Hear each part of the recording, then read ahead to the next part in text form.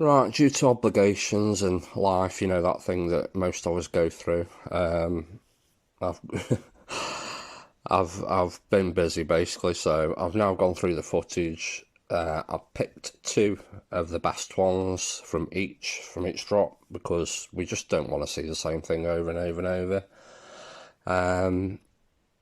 In the previous video, obviously I showed the measurements and the weights to verify all those things were correct.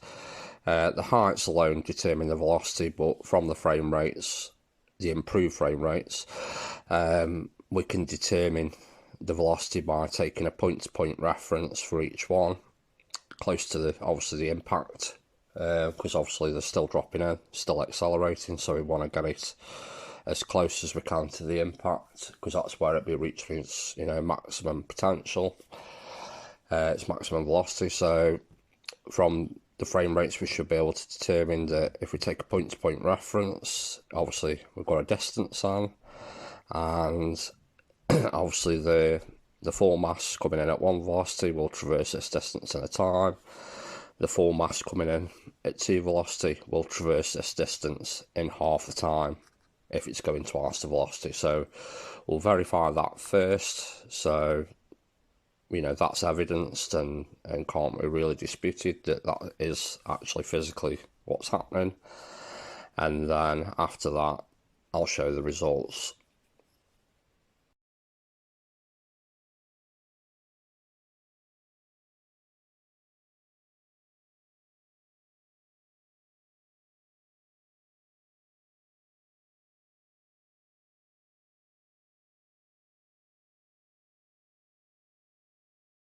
So with that bit analysed now, we can safely say that the one mass is actually travelling at twice the velocity. That's been verified.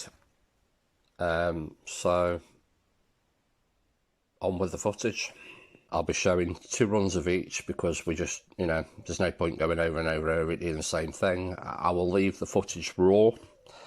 I won't edit it, I won't freeze frame it anyway, so it can just be seen.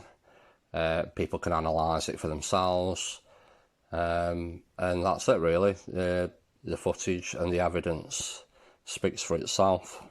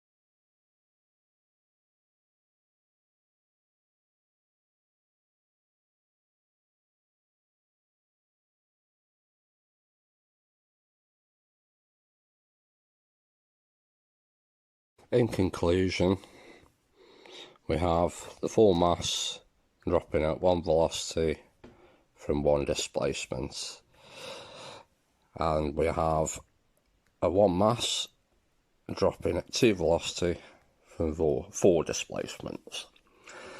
Are they equal? Well, you can see that for yourself.